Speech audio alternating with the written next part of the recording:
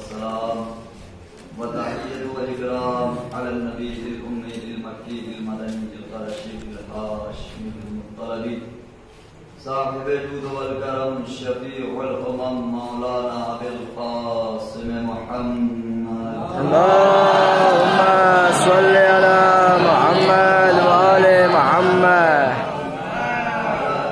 الطيبين الطاهرين المعصومين المظلومين المنتجبين المنتخبين ولعنة الله على آبائهم وقتلتهم وغاصب حقوقهم ومنكر فضائلهم ومصائبهم وشجاعتهم وطهارتهم وسخاوتهم وولايتهم وعطشهم أجمعين من ليلتنا هذا إلى قيام يوم الدين. أما بعد فقد قال الله تبارك وتعالى في التنزيل وقوله الحق. بسم الله الرحمن الرحيم. ألم يجدك يتيما فآوى ووجدك ضالا فهدى ووجدك عائلا فأغنى. اللهم صل على محمد وآل محمد. معزز سامعین حضرات، مسلسل انہی آیات کریمہ کے ذیل میں آپ حضرات سے میں پہ گفتگو ہوں، اور بہرحال آج کی منزل ہمارے لیے زیادہ سخت ہے، اس لیے کہ جو ہماری پہلے کی گفتگو ہے انشاءاللہ وہ تو رہے گی. ہاں یہ نہیں رہے گا کہ مطلب زیادہ وقت میں اس میں اب جہاں تک میں کل عرض کر چکا ہوں اس کے آگے بس صرف اور صرف مجھے آج کی مجلس میں آپ کی خدمت میں یہ عرض کرنا ہے کہ کس طرح سے پیغمبر اسلام کی بارات جناب خدیجہ کے گھر تک گئی. بس میں یہی عرض کروں گا، اور پھر وہاں پہ کیا ہوا اور اس کے بعد سے جو آج کی مناسبت ہے انشاءاللہ اس ذہن میں تھوڑی دیر آپ سے گفتگو کروں گا. بہرحال جہاں تک میں سمجھتا ہوں کہ تقریباً ہمارے سبھی چھوٹے بھائیوں کے ذہن میں یہ 3 آیتیں سورہ ضحیٰ کی 3 آیتیں 6، 7 اور 8 آیت ہیں. کم از کم یہ 3 آیتیں ہر بچے کے ذہنوں میں ہونی چاہیے، ہر بچوں کے ذہنوں میں، اس لیے کہ یہ قرآن کی صرف 2 آیتیں، جس میں ایک طرف پہلی آیت بسم اللہ الرحمن الرحیم الم یجدک یتیما فآویٰ. میرے حبیب، کیا جب ہم نے آپ کو یتیم پایا تو کیا ہم نے آپ کی پرورش نہیں کی؟ ووجدک ضالا فہدیٰ. اور جب ہم نے آپ کو گمراہ پایا تو کیا لوگوں کے دلوں میں آپ کی محبت ڈال کر لوگوں کو آپ کی طرف بھیجا نہیں؟ ووجدک عائلا فأغنیٰ. اور میرے حبیب جب ہم نے آپ کو مال سے تنگ دست پایا تو کیا ہم نے مال دے کر آپ کو غنی نہیں بنایا؟ تو اس میں 2 شخصیتوں کا ذکر ہے. پہلی آیت 6 آیت میں جناب ابو طالب کا ذکر ہے کہ جب ہم نے آپ کو یتیم پایا تو کیا ہم نے آپ کو پالا نہیں؟ اور 8ویں آیت میں جناب خدیجہ کا ذکر ہے کہ جب ہم نے آپ کو مال سے تنگ دست پایا تو کیا ہم نے آپ کو مال دے کر غنی نہیں بنایا؟ تو میرے عزیزوں میں یہ عرض کرنا چاہ رہا ہوں کہ یہ 2 آیتیں ہر بچے کے ذہن میں ہونی چاہیے، اس لیے کہ قرآن کی صرف یہ 2 آیتیں نہیں ہیں بلکہ 2 کردار ہیں جسے قرآن ہمیں دکھا رہا ہے کہ یہ دیکھ لو، یہ وہ ہیں جو کام کرتے خود ہیں لیکن پروردگار ان کے کاموں کو اپنا کام کہتا ہے. پالا انہوں نے ہے، خدا نے کہا ہم نے پالا. دولت خدیجہ نے دی، خدا نے کہا کہ ہم نے غنی بنایا، ہم نے دولت عطا کیا.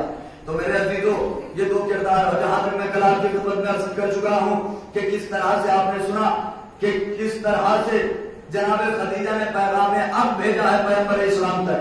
اب اس کے آگے سنیے کہ جب جناب صفیہ جو پیغمبر اسلام کی پھوپھی ہیں جب آئی ہیں، جب انہوں نے جناب ابو طالب کو بتایا اور جناب ابو طالب جب مکے میں گئے اور جناب عمرو بن اسد نے جب پورے مکے والوں کو جمع کر کے جب اعلان کر دیا تو اب ظاہر سی بات ہے تاریخ رکھی گئی، اب بارات گئی. تو اب خدا کی قسم ایک جملہ اور سیرت کے ایک جملے میں اللہ نے عظمت ابو طالب کو چھپا رکھا ہے. کم از کم پڑھو تو صحیح، غور تو کرو کیا ہوا. اچھا دیکھیے دولہا بنے تو کیسے بنے. تاریخ تبری نے لکھا کہ پیغمبر اسلام غسل کر کے آگے بیٹھ گئے. توجہ، پیغمبر اسلام آگے بیٹھ گئے، جناب ابو طالب نے جناب ابراہیم کا امامہ سر پہ باندھا، جناب موسیٰ کا عصا ہاتھ میں دیا، جناب عبد المطلب کا کرتا پہنایا، جناب اسماعیل کی نالین مبارک پہنائی، جناب الیاس کی چادر گوش پہ ڈالی۔ اب پیغمبر اسلام دولہا بنے نہیں، دیکھیں میں نے پڑھ دیا، آپ نے سن لیا، لیکن خدا کی قسم آپ غور تو کرے کہ کائنات کا سب سے عظیم انسان، اللہ کا محبوب نبی دولہا بن رہا ہے، جسم پر ایک نیا لباس بھی نہیں ہے۔ اب ہم مجھے ایک خاص سے بتائیے کہ اگر اس معاشرے میں کسی کا بیٹا یا کسی کا بھتیجا دولہا بنے اور اس کے گھر والے اس کو پرانے کپڑوں میں لے کر کے چلے جائیں، کیا بات ہوگی؟ لیکن خدا کی قسم جناب ابو طالب نے کہیں سے کچھ نہیں منگوایا۔ میں نے ہاتھوں کو جوڑا، سرکار آپ تو سردار مکہ ہیں، سردار عرب ہے، نازِ بنی ہاشم ہے، فارس سے صحرا منگوائیے، مصر سے جوتی منگوائیے اور لباس پورا منگوا لیجیے، کیا کرنا ہے؟ آپ کے اختیار میں کیا نہیں؟ کہا نہیں، آج میں منگوا تو سکتا ہوں لیکن منگواؤں گا نہیں۔ اچھا کیوں نہیں منگوائیں گے؟ منگوا سکتے ہیں لیکن کیوں نہیں منگوائیں گے؟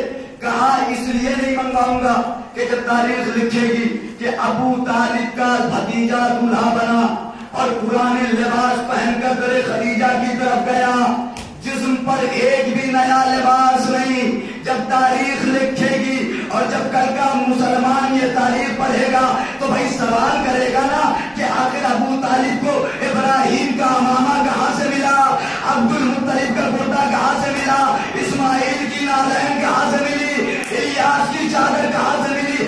ارے جب کل کو کوئی مسلمان سوال کرے تو کہہ دینا کہ ابو طالب چچا کا نام نہیں ہے، وارث انبیاء کا نام ہے۔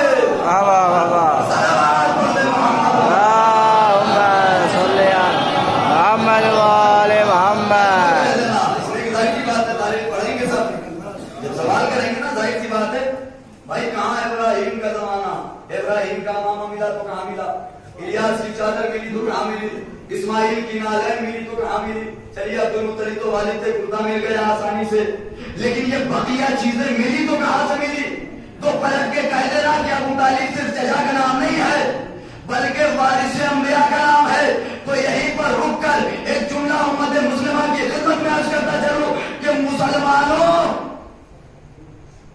ہم سے نہ پوچھو کہ ابو طالب کون ہے، ہمیں نہ بتاؤ کہ ابو طالب نے کلمہ نہ پڑھا یا نہ پڑھا، بس ہمیں اتنا بتا دو کہ خدا جس کے گھر پر، جس کے آنگن میں انبیاء کی وراثتیں جمع کر دے، انبیاء کی میراث سے حفاظت سے رکھوائے، اس گھر کو کہو گے تو کیا کہو گے؟ اس گھر کو تو کہو گے تو کیا کہو گے؟ اور تاریخ طبری نے بڑے خوبصورت انداز میں لکھا کہ جب پیغمبر اسلام بڑھے تو اب سارے زمانہ میں بنی ہاشم بھی ہے، تلواریں حمایت کیے ہوئے جا رہے ہیں اور جناب ابو طالب نے بھی امامہ باندھ رکھا ہے اور آگے آگے جناب ابو طالب بارات کی قیادت کر رہے ہیں اور رک رک کر تاریخ طبری نے ایک جملہ لکھا کہ جناب ابو طالب رک رک کر نعرہ تکبیر کی صدا بلند کر رہے تھے۔ خدا کی قسم بس میں شکریہ ہی ادا کرنا چاہتا ہوں کہ آپ نے لکھ دیا، آپ نے بہت اچھا کیا، کم از کم ہمیں ایک جواز تو مل گیا، ایک سوال تو ہمیں مل گیا کہ مسلمانوں یہ بتاؤ یہ کیسا کافر ہے جو اپنے بھتیجے کے بارات میں نعرہ تکبیر میں لگا رہا ہے؟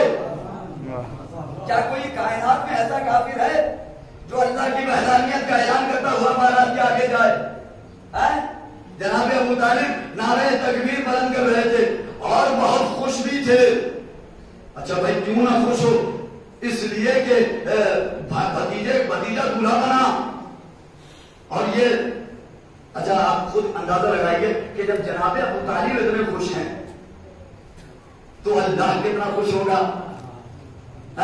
جب چچا اتنا خوش ہے تو جس اللہ کا یہ محبوب ہے، جس کا یہ حبیب ہے،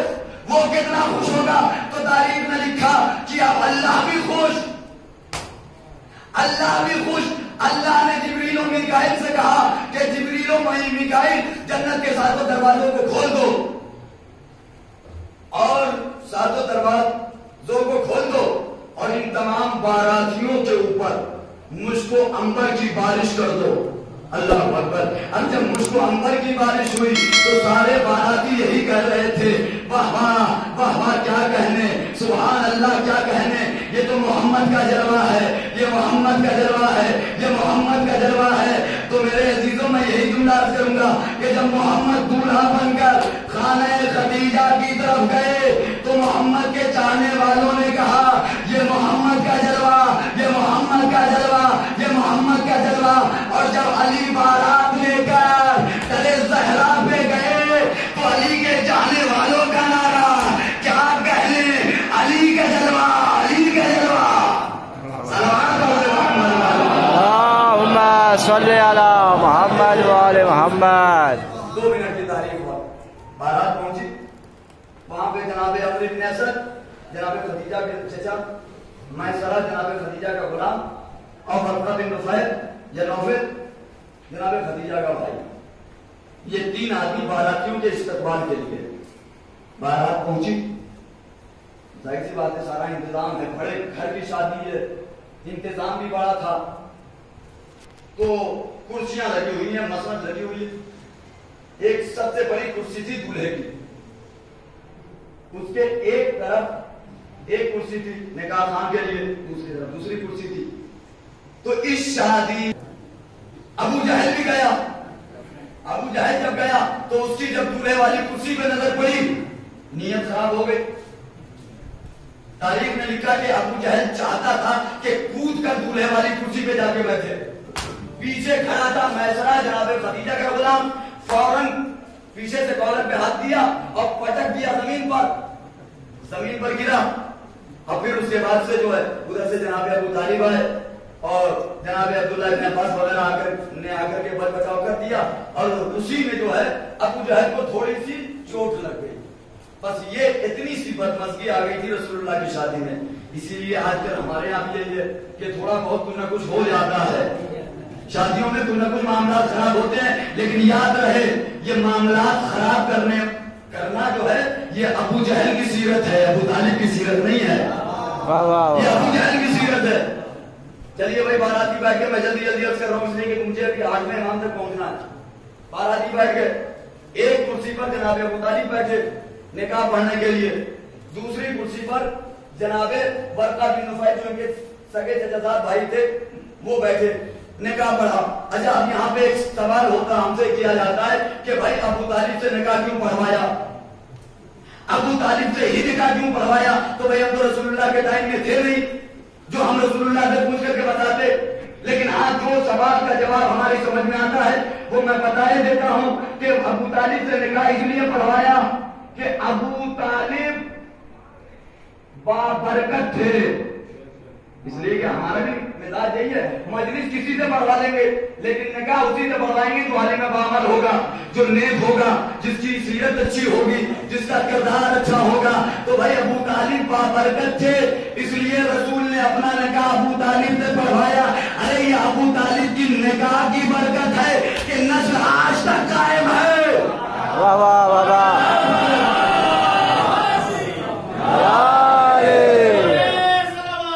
اللہم صلی علی محمد وآل محمد. یہ نسل آج تک قائم ہے. اچھا بھائی ایک میں ہم تھے, چرچا آج تک ہو رہا ہے, 8 میں تو آپ تھے. بتائیے کیا ہوا, کس نے نکاح پڑھا, کہاں بارات گئی, کیسے گئے باراتی, کچھ نہیں ذکر ہے, کچھ نہیں ہے. اچھا جناب اچھا یہ بھی ایک جملہ میں آپ کے خدمت میں اور عرض کرتا چلوں کہ اس زمانے میں بھائی تاریخ سے آپ سوال کیجئے, آپ کا حق ہے سوال کرنا کہ اس زمانے میں بھائی عتبہ کا نکاح کس نے پڑھا, عتیبہ کا نکاح کس نے پڑھا, ولید کا نکاح کس نے پڑھا, ابو جہل کا نکاح کس نے پڑھا. تاریخ خاموش ہے, نہیں پتا, نہیں معلوم. کیوں نہیں معلوم؟ کہا کہ بھائی اس زمانے میں عرب میں نکاح کا دستور تھا ہی نہیں. قبلہ موجود ہے, اس زمانے میں عرب میں نکاح کا یہ دستور تھا ہی نہیں, اس لیے کہ اسلام نازل, اسلام آیا ہے بعد میں. لیکن خدا کی قسم ابھی اسلام آیا نہیں, کائنات میں ایک ہی نکاح ہے اسلام سے پہلے جو اسلامی طریقے پر پڑھا گیا ہے. بھائی ابو طالب جب مسجد نکاح پہ بیٹھے تو کیا کہا؟ بسم اللہ الرحمن الرحیم الحمدللہ الذی جعلنا من ذریۃ ابراہیم ومن نسل اسماعیل. حمد ہے اس خدا کی جس نے ہمیں ذریۃ ابراہیم میں رکھا اور نسل اسماعیل میں رکھا. واہ واہ واہ واہ. یہ الحمدللہ قرآن نازل نہیں ہوا ہے. خدا کی قسم ابو طالب نے کتنے خلوص سے اللہ کے حبیب کا نکاح پڑھا کہ مشیت نے بھی اس خلوص کو دیکھا اور ابو طالب کے خلوص کی لاج اس طرح سے رکھی کہ ابو طالب تو نے ہمارے حبیب کا نکاح الحمدللہ سے پڑھا. نکاح کی شروعات الحمدللہ سے کہی. ابو طالب جملہ تمہارا ہے بنے گا ہماری کتاب کی زینت اور صرف زینت نہیں بناؤں گا بلکہ اس سورے کو ہر نماز میں واجب کر دوں گا. جب بھی کوئی مسلمان مصلی عبادت پہ کھڑا ہوگا الحمدللہ ضرور کہے گا. تو اب اگر ابو طالب سے دشمنی ہے تو یا تو ایک کام کرو کہ نماز سے الحمدللہ حذف کر دو. کیا کہنے یا تو نماز میں الحمدللہ پڑھنا چھوڑ دو. اچھا چھوڑ نہیں سکتے اس لیے کہ واجب ہے الحمد کے بغیر نماز نہیں ہوگی. اور اس کے بعد سے جب نکاح ہو گیا تو تاریخ نے لکھا کہ 40 اشعار جناب عمرو بن اسد نے وہیں پہ کھڑے ہو کر پڑھے. وہیں سے ہمارے یہاں صحرا پڑھنے کی رسم چلی ہے. یہ صحرا وہیں سے آیا ہے جناب عمرو بن اسد نے پڑھے اور وہاں سے جب پھر بارات آئی پھر تاریخ اور بھی ہے آگے انشاءاللہ موقع ملا تو آپ کی خدمت میں عرض کروں گا کہ کس طرح سے پھر ولیمہ ہوا. اور ولیمہ جناب ابو طالب نے بھی کیا ہے جناب ختیجہ نے بھی کیا. انشاءاللہ کل یا پرسوں کی مجلس میں آپ کی خدمت میں عرض کروں گا. لیکن بس یہی تک میں اپنی اس بات کو رکھ رہا ہوں. اب مجھے جانا ہے 8ویں امام تک لیکن خدا کی قسم یہ ختیجہ ہے ملکۃ العرب ہیں. اللہ یہ ابو طالب کے نکاح کی برکت ہے کہ نسل آج تک قائم ہے. اور کیا کہنے اس نسل کے کہ جناب ختیجہ اتنی عظیم بی بی کہ سب کچھ اسلام پہ قربان کر دیا. اللہ نے بڑھ کے آواز دی کہ ختیجہ تو نے اپنی ساری دولت اسلام پہ قربان کی ہے تو اب ساری دنیا میں تیری اولاد قیامت تک باقی رہے گی. یہ اللہ نے انعام دیا ہے جناب ختیجہ کو. اور اس طرح سے انعام دیا ہے جناب ختیجہ کو. اور اس کے بعد سے یہ واقع جو ہمارے یہاں تاریخ شہادت ہے 8ویں امام کی یہ اولاد ختیجہ ہی تو ہیں. خدا کی قسم اب آپ اس جملے سے غور کریں. بس اسی جملے سے میں 8ویں امام تک چلا جاؤں گا کہ جناب ختیجہ اتنی معظم و محترم بی بی اتنی عظمت اتنی فضیلت تو اولاد ختیجہ کی بھی تو عظمت ہونی چاہیے. اولاد ختیجہ کی کتنی عظمت. اللہ نے کہا ختیجہ یہ جو تیری اولاد ہے نا یہ جو تیرے جگر کے ٹکڑے ہیں یہ جہاں جائیں گے زمین کے نصیب کو بدل دیں گے. اگر یہ نجف جائیں گے تو اشرف بنائیں گے. کربلا جائیں گے تو محلہ بنائیں گے. کربلا جائیں گے تو محلہ بنائیں گے. بس میں سمجھ رہا ہوں مشہد جا کر مشہد جائیں گے تو مقدس بنائیں گے. اور خدا کی قسم آپ ذرا تصور کیجئے کہ جب کتنے محترم تھے یہ قدم کہ جہاں جہاں پڑھتے گئے زمینوں کے مقدر بلند ہوتے چلے گئے. اللہ اکبر. یہی ختیجہ کی اولاد قدم کربلا پہنچ گیا زمین سجدوں کے لائق ہو گئی.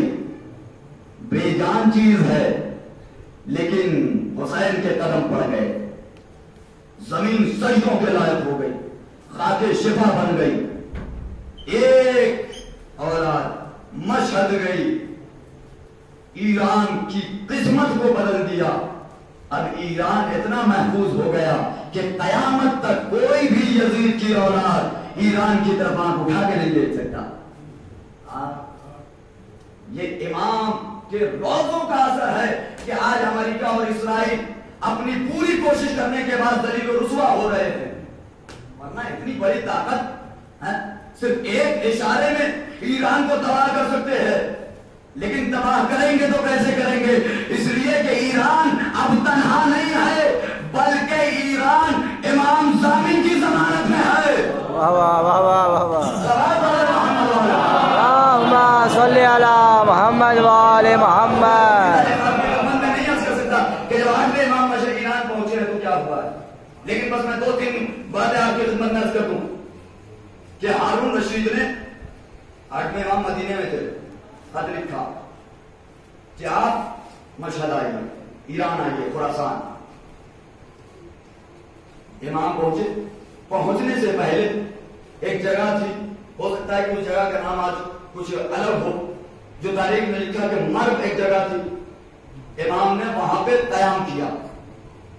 جب وہاں پہنچے امام تو وہاں پر امام کا ایک چاہنے والا نام ہے حبیب خراسانی. ایک روایت میں حبیب خراسانی ہے، دوسری روایت میں ہے محمد بن عیسیٰ بن حبیب. یہ 2 نام ہیں اس کے. محمد حبیب خراسانی مرگ میں ہے. 2 دن پہلے اس نے خواب دیکھے کہ میں حج کے لیے مکے گیا ہوں اور مکے میں ایک مقام پر خواب میں دیکھ رہا ہے پیغمبر اسلام تشریف لائے اور سارے حجاج پیغمبر اسلام کی خدمت میں جا رہے ہیں اور قدم بوسی کر کے واپس آ رہے ہیں. یہ حبیب خراسانی کہتے ہیں کہ جب میں خواب دیکھ رہا تھا تو میں نے یہ بھی دیکھا کہ میں خانہ کعبہ کا طواف کر رہا ہوں. میں نے جلدی جلدی طواف کو مکمل کیا اور میں دوڑا ہوا پیغمبر اسلام کی خدمت میں گیا. میں نے قدم بوسی کی اور قدم بوسی کرنے کے بعد امام کے سامنے کھڑا ہوا، دیکھا کہ پیغمبر اسلام کے سامنے کھڑا ہوا، دیکھا کہ پیغمبر کے بغل میں بازو میں ایک طرف ہے جس میں کھجوریں ہیں. پیغمبر اسلام نے اپنا ہاتھ بڑھایا، طرف میں رکھا اور مٹھی بھر کھجوریں ہمارے ہاتھوں میں رکھ دی. اور جب ہم نے اس کو گنا تو اس میں 18 کھجوریں تھی. خدا کی قسم جانشین رسول ہے یہ. وہ کہتا ہے کہ 2 دن پہلے میں نے یہ خواب دیکھا، 2 دن کے بعد میں نے سنا ہے کہ مرگ میں پیغمبر اسلام کے 8ویں جانشین تشریف لائے، سرکار رضا تشریف لائے ہیں. میں گیا قدم بوسی کے لیے، سلام دعا کی، مصافحہ کیا تو وہی منظر دیکھا. کھجور کا سب ہے، طبق ہے. امام نے اس میں اپنا ہاتھ ڈالا، مٹھی بھر کھجوریں نکال کے حبیب خراسانی کے ہاتھ میں رکھا. اچھا یہ خواب دیکھ چکا تھا پہلے، اس نے وہیں پہ مٹھی کھولی اور وہیں پہ کھجوریں گننا شروع کر دی. واقعہ سنا ہوا ہے لیکن کسی نتیجے تک انشاءاللہ آپ پہنچیں گے. بھائی اولاد ہے خدیجہ کی، نواسا ہے رسول کا، 2 سلسلہ نسب ہے اور یہ ان کا ایک لقب ہے عالم علم، عالم آل محمد. یہ بھی جملہ میں یہی پہ رک کے عرض کر دوں. 8ویں امام کا لقب ہے عالم آل محمد.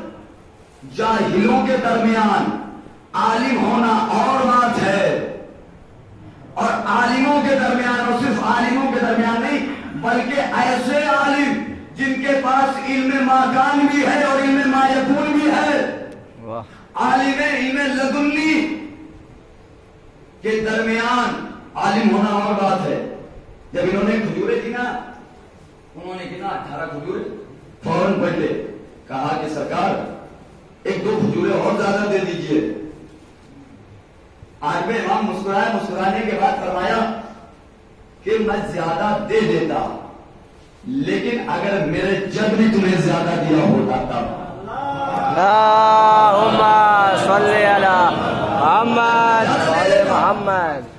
بھائی دیکھیں سلسلہ کہاں سے چلایا؟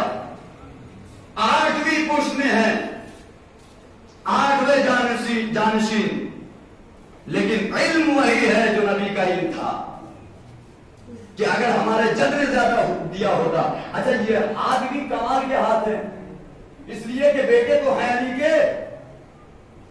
یمن سے مال غنیمت آیا، پیغمبر اسلام بھی تشریف فرما تھے، مولا کائنات بھی تھے. تو جب مال غنیمت آیا تو سونے چاندی کے سکے تھے، مولا کائنات مٹھی بھر بھر کے سب کو دیتے رہے. سب جاتے رہے. تو کچھ لوگ تھے جو واپس رسول اللہ کے پاس آئے اور آنے کے بعد کہا یا رسول اللہ علی انصاف نہیں کر رہے ہیں, علی انصاف نہیں کر رہے. کہا کیوں؟ کہا کہ سب کو ایک ایک مٹھی دے رہے ہیں, کسی کے ہاتھوں میں کم گیا, کسی کے ہاتھوں میں زیادہ گیا. ایک مرتبہ رسول مسکرائے, مسکرانے کے بعد فرمایا کہ علی نے جتنوں کو دیا ہے سب کو واپس بلاؤ, سب کو واپس بلاؤ. ترازو منگوائے. کہا کہ ایک پلڑے میں تم اپنا مال غنیمت رکھو, دوسرے میں تم اپنا رکھو. اب جو تولا تو دونوں پلڑے برابر. ایک مرتبہ رسول مسکرائے, مسکرانے کے بعد فرمایا کہ علی کے بانٹنے کی ضمانت میری ہے, علی کم نہیں دے سکتا, ضمانت میں لیتا ہوں.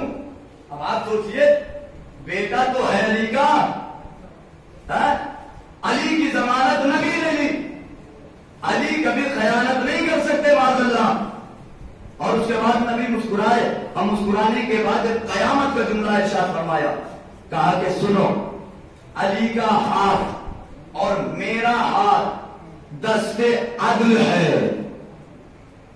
علی کا ہاتھ اور میرا ہاتھ دست عدل ہے. نہیں غور کیا آپ نے جملہ سنے, علی کا ہاتھ اور میرا ہاتھ دست عدل ہے. ارے بھائی دست عدل کبھی دست باطل میں نہیں جا سکتا. واہ واہ واہ واہ. تو یہ بات کی تاریخیں لکھ رہی ہے نا کہ علی نے فلا فلا فلا فلا کے ہاتھ پہ ہاتھ دے دیا. کیسے یہ ہاتھ دے سکتے؟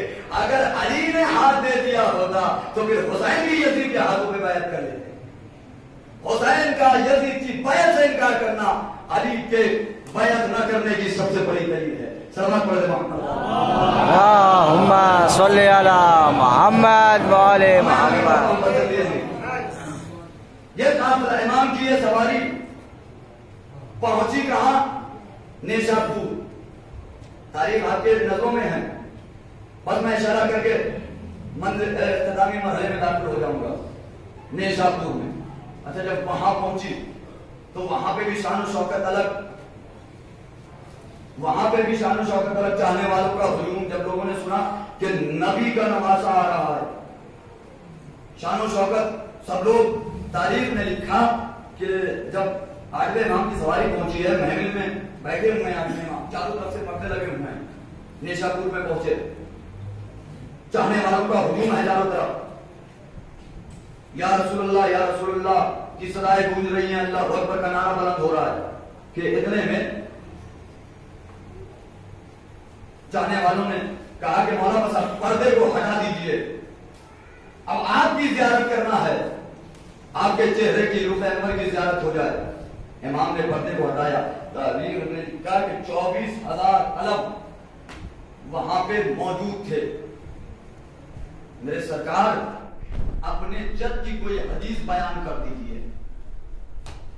خدا کی قسم اللہ کی بھی کیا قدرت ہے بھائی. پہلا محمد کچھ لکھنے کے لیے قلم مانگ رہا تھا, لوگوں نے انکار کر دیا.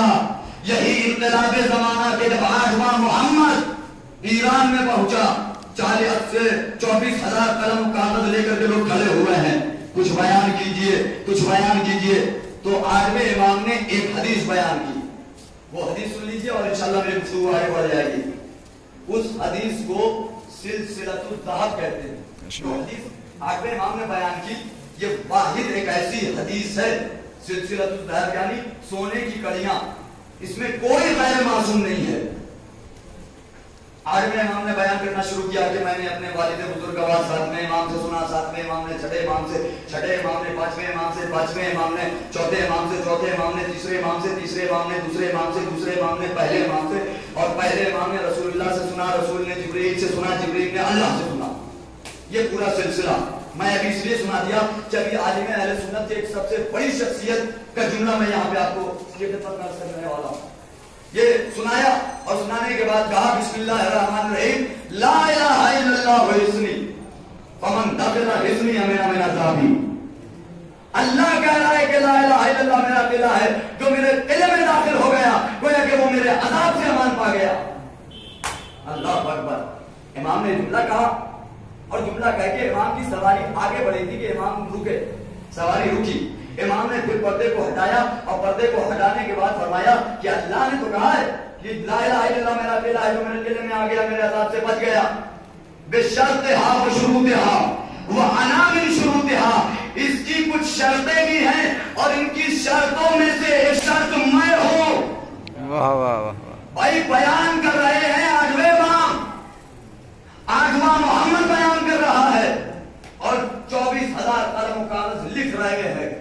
اللہ اکبر، کہا کہ لا الہ الا اللہ کہہ کے اللہ کے عذاب سے نہیں بچ پاؤ گے جب تک لا الہ الا اللہ کے ساتھ علی ولی اللہ بھی نہ ہو۔ اس کی ایک شرط میں ہوں، اگر ہماری محبت کے بغیر لا الہ الا اللہ کہو گے تو ہو سکتا ہے کہ لا الہ الا اللہ کہنے کے بعد تمہیں کچھ ثواب مل جائے لیکن عذاب بھی مل سکتا ہے۔ لیکن اگر ہماری محبت دل میں رکھ کر کے کہو گے تو کبھی عذاب پروردگار میں مبتلا نہیں ہوگے۔ 24,000 قلم نے لکھا اور اس کے بعد ہاں اہل سنت کی سب سے بڑی شخصیت امام احمد بن حنبل نے یہ جملہ لکھا کہ 8ویں امام نے جو اسناد جو اسما بیان کیے ہیں، 7ویں امام سے شروع کیا اللہ تک لے کر کے آئے، وہ کہتے ہیں کہ اگر اس اسما کی تاثیر یہ ہے کہ اگر کسی مجنون کو پڑھ دیا جائے تو وہ ٹھیک ہو جائے گا۔ اللہ اکبر، خدا کی قسم کیا عظمت ہے محمد و آل محمد کی۔ کم از کم اتنا تو اقرار کیا کہ آل محمد کے نام میں اتنی تاثیر ہے کہ اگر کسی مجنون پہ پڑھ کر دم کر دیا جائے تو صحیح ہو سکتا ہے۔ نہیں، جملے کو بدل کے یوں عرض کروں، اس لیے کہ ان ناموں میں ایک نام آیا ہے محمد۔ بھائی تاریخ جو گزری ہے اس میں یہ الزام لگا تھا کہ محمد معاذ اللہ مجنون ہیں، ہذیان بکتے ہیں، ان کا دماغ خراب ہو گیا ہے، تو کم از کم آج بھی پشت پہ جا کے یہ حقیقت تو عیاں ہو گئی کہ ان کے ناموں میں نہ محمد اور آل محمد کے ناموں میں اتنی تاثیر ہے کہ اگر دیوانے پہ پڑھ دیا جائے تو دیوانہ ٹھیک ہو جاتا ہے۔ یہ بات سمجھ میں نہیں آئی کہ جس کے نام میں اتنی تاثیر ہو اس کو ہذیان کیسے ہو سکتا ہے؟ اللہم صلی علی محمد و آل محمد۔ پہنچے خراسان، نام سب کو یاد ہے، تحریک کس نے دیا؟ مامون رشید نے۔ ہارون رشید کے 2 بیٹے امین مامون۔ اچھا یہ امین جو تھا یہ عربی ماں سے تھا، مامون جو تھا وہ عجمی ماں سے تھا۔ بس یہ آخری بات ہے، باتیں تو بہت ساری عرض کرنے کے لیے تھی لیکن میں یہیں پہ روک دوں گا۔ کہا کہ امین جو تھا یہ عربی ماں سے تھا، مامون عجمی ماں سے تھا۔ تو امین جو تھا یہ تھوڑا سا بدماش تھا، عیاش تھا، مکار تھا، جتنے بھی کہہ لیجیے، ساری پوری حرکت خلافت دے، اس لیے کہ پھر عوام خلاف ہو جاتی۔ تو اس نے خلافت کو 2 حصوں میں بانٹ دیا، عرب کی حکومت امین کو دے دیا اور عجم کی حکومت مامون کو دے دیا۔ لیکن تاریخ نے ایک جملہ لکھا کہ مامون اور امین میں جنگ ہوئی، دنیا کے بنائے ہوئے تھے دنیاوی اماں، آپ انصاف سے بتائیے وہ جوان بیٹا کیا کرے جس کے باپ کا لاشا کربلا کی جلدی ریت پر پڑا ہے، بیٹا اتنا مجبور کہ نہ تو غسل دے سکتا ہے اور نہ ہی کفن پہنا سکتا ہے۔ یہ تو بیٹے کا جملہ تھا، لیکن یہی زینب جب لاش حسین بڑھائی ہے تو تڑپ کر ایک جملہ کہا، بھائی حسین زینب کو معاف کرنا۔ زینب جب چھوٹی سی تھی، سورج کی کرن زینب کے چہرے پہ پڑ رہی تھی، تو نے بہن کے چہرے پر چادر ڈال دیا تھا۔ بھائی زینب کربلا میں اتنی غریب ہو گئی، ارے تیرے جنازے پر سورج کی روشنی پڑ رہی۔